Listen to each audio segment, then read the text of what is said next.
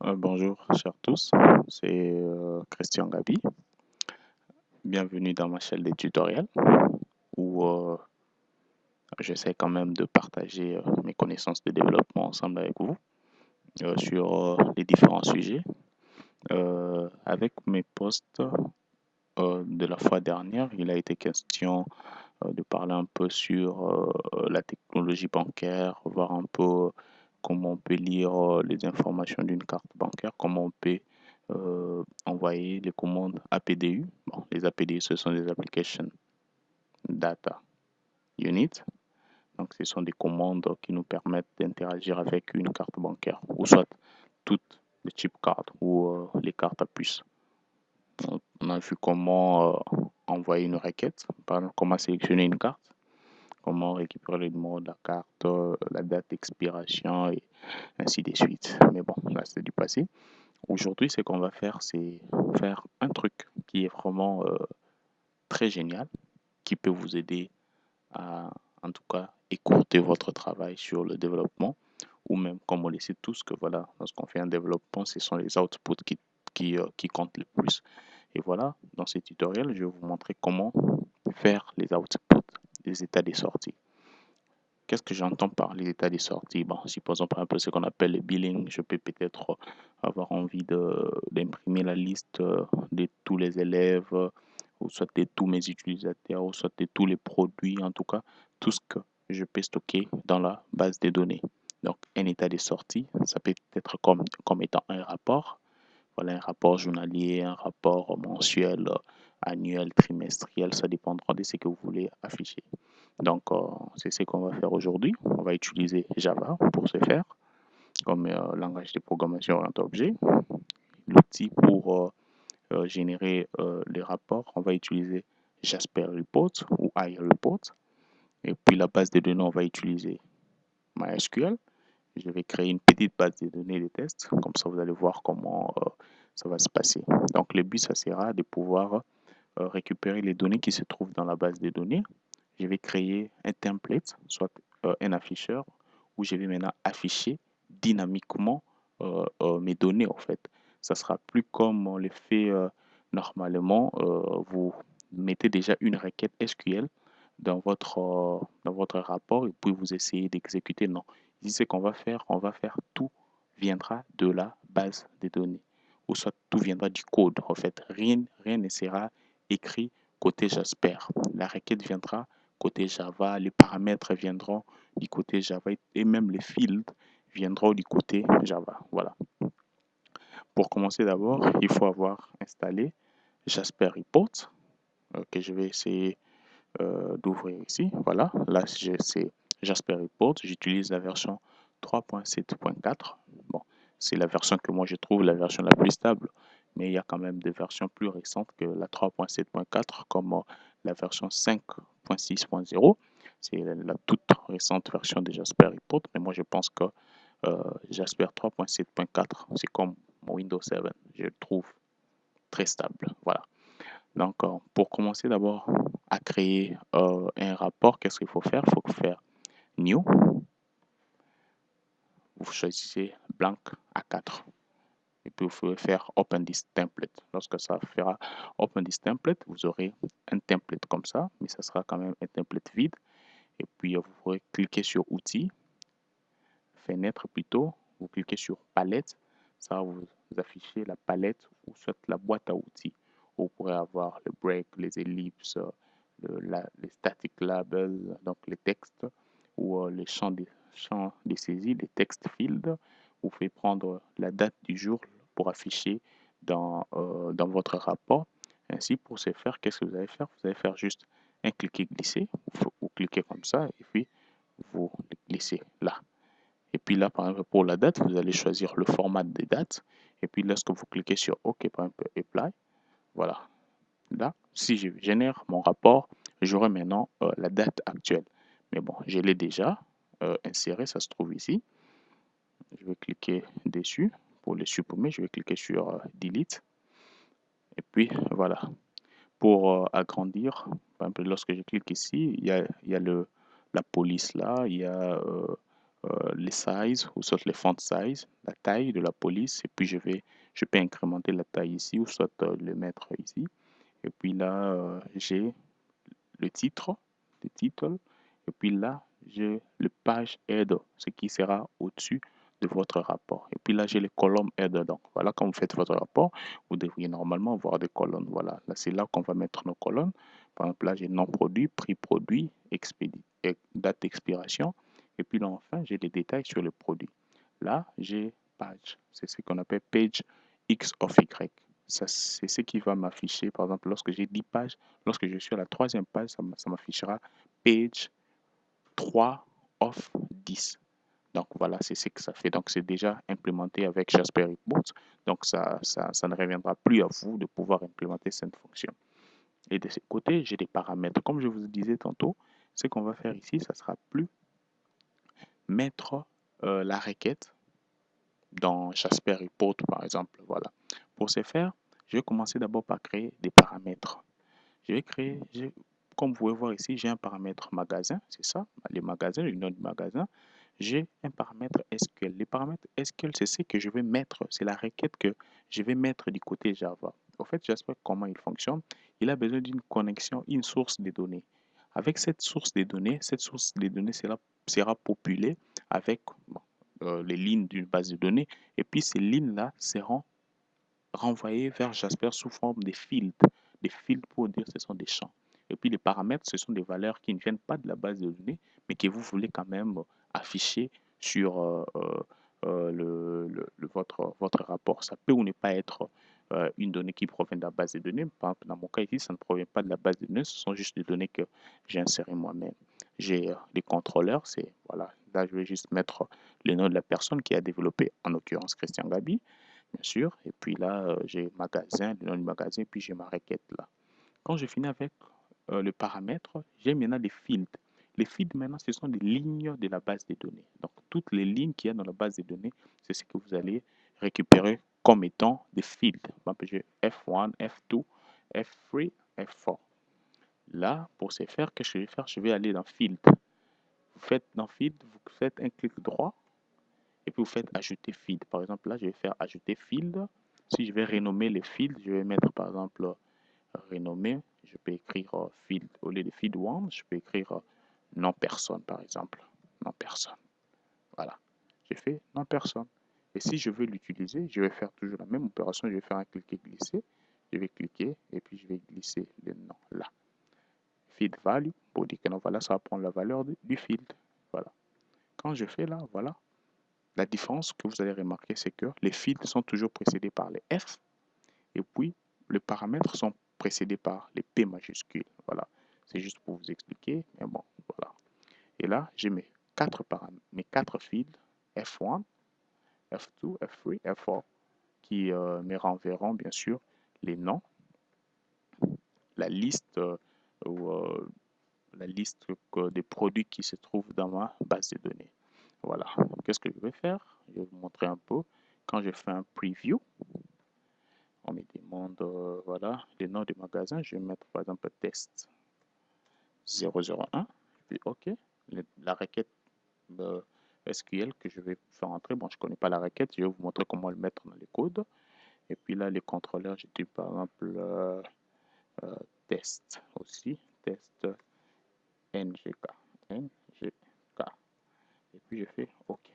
Vous allez voir que les fields sont toujours nuls, nuls, nuls, parce que ces fields doivent provenir d'une source de données. Or, ici, je n'ai pas spécifié la requête SQL qui va me renvoyer les lignes de la base de données. C'est pourquoi j'ai des nuls. Et puis là, j'ai les noms du contrôleur que je vais utiliser. Voilà. Donc, de ce côté-ci, je peux dire que voilà, on est down. Donc, vous pouvez tout faire. Vous pouvez faire le design, vous pouvez ajouter des images, des tableaux, tout ce que vous voulez. Mais vous devez savoir comment interagir, bien sûr, avec ces données. Voilà. Côté Jasper, je pense que c'est presque fini. Donc, mon Jasper, là, se trouve quelque part dans mon projet. Et puis là, je vais aller côté base de données. Je vais me connecter avec euh, MySQL Workbench ici. Voilà. On me demande de faire entrer les mots de passe. Je ne sais pas quel SGBD vous allez utiliser.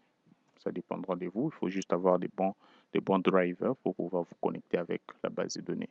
Voilà, par exemple, pour ma base de données, j'utilise une base de données qu'on appelle la base de données produit. Je clique là, produit, je vais dans Table, je fais Product, je peux lister, Select Rows.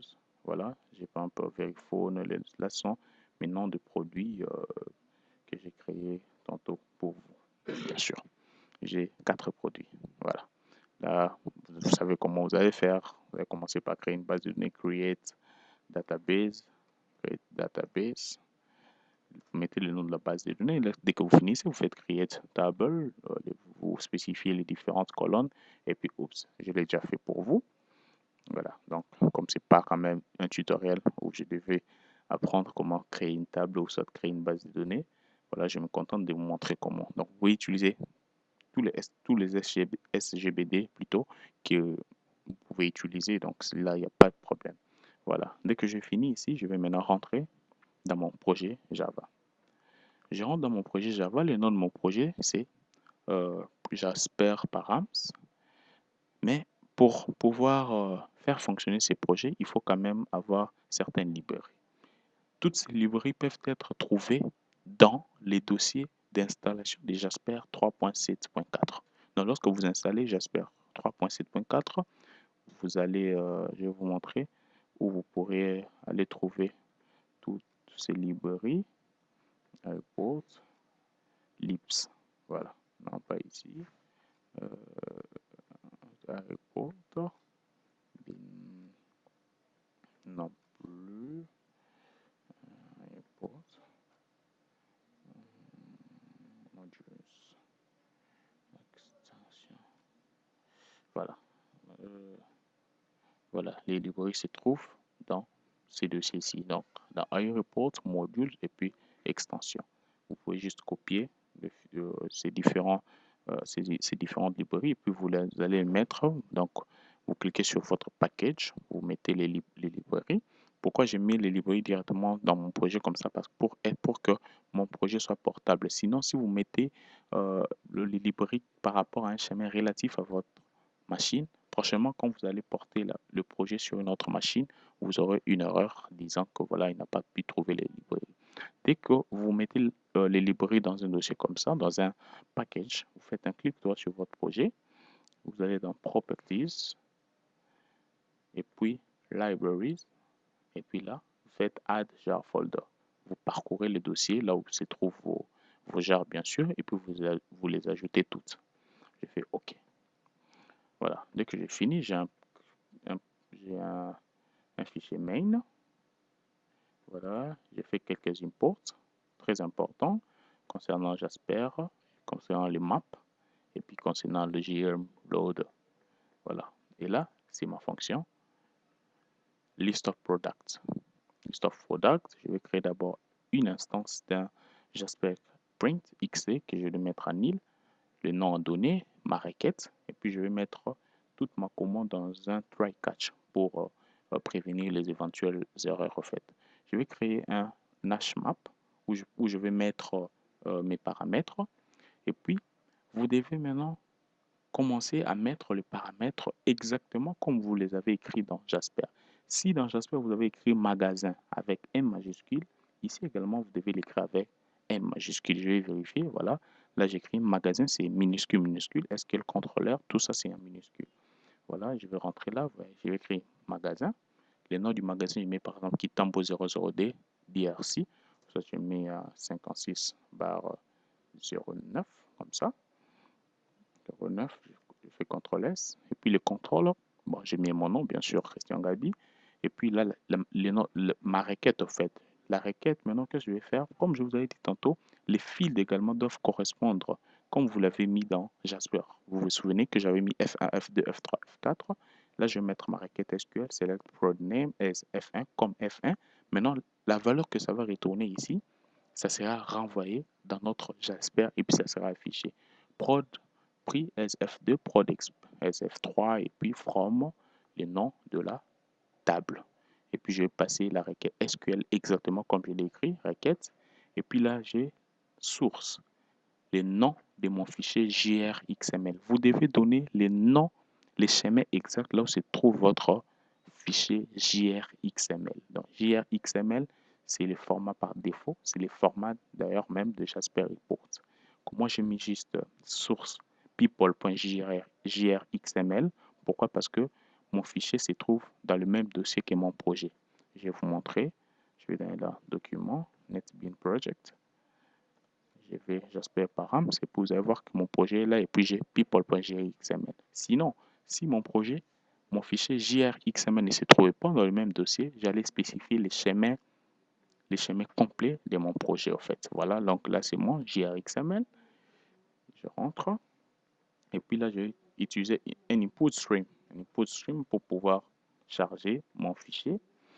Voilà, à partir de là je vais utiliser un Jasper Design qui va faire un load, donc un chargement de mon fichier JRXML et puis je vais créer encore un Jasper Report qui va maintenant compiler parce que par défaut vous pouvez même utiliser un JRXML avec un notepad et puis lorsque vous faites des modifications ça passe normalement, mais avant de pouvoir générer un rapport avec, vous devez d'abord commencer par compiler. Alors pour compiler, il faut utiliser Jasper Report.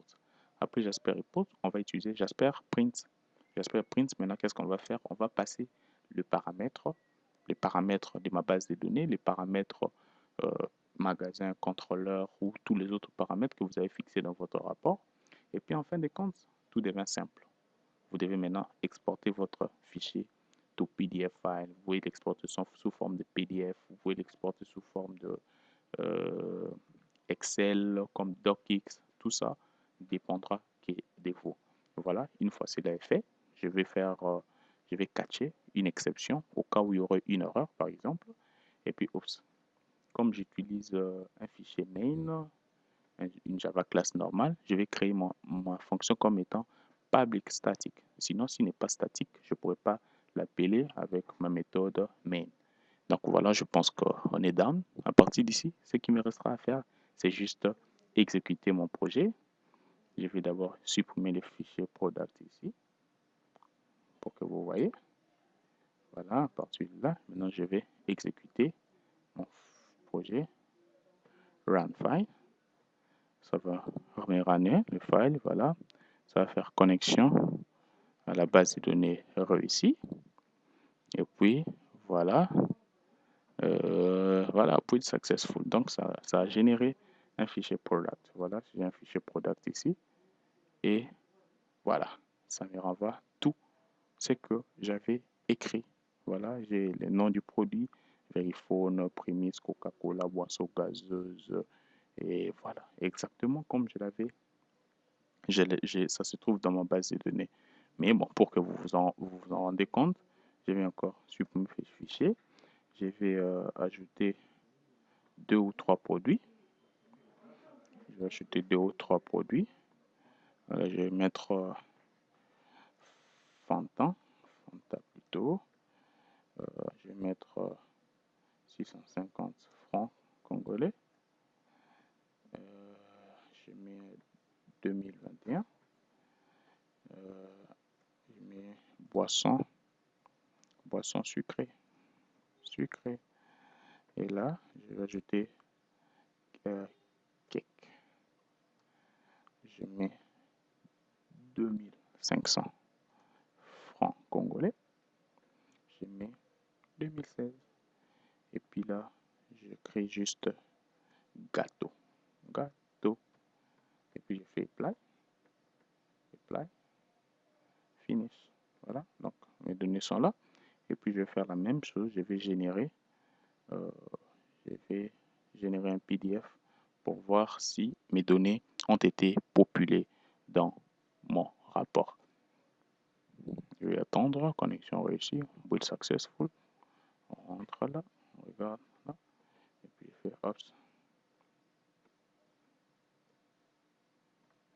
Je vais faire ça.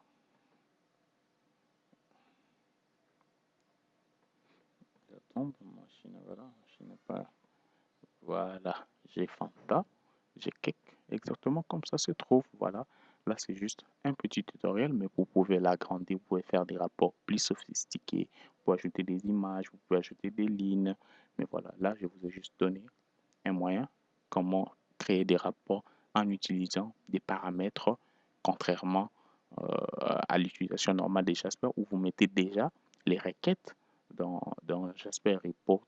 Ici, vous ne savez même pas quelle sera la requête. Vous pouvez juste designer votre Jasper Report et puis vous laissez au développeur ou à une autre personne le soin de mettre sa requête et puis il peut utiliser votre Jasper. Merci et je crois vous revoir très bientôt. Merci.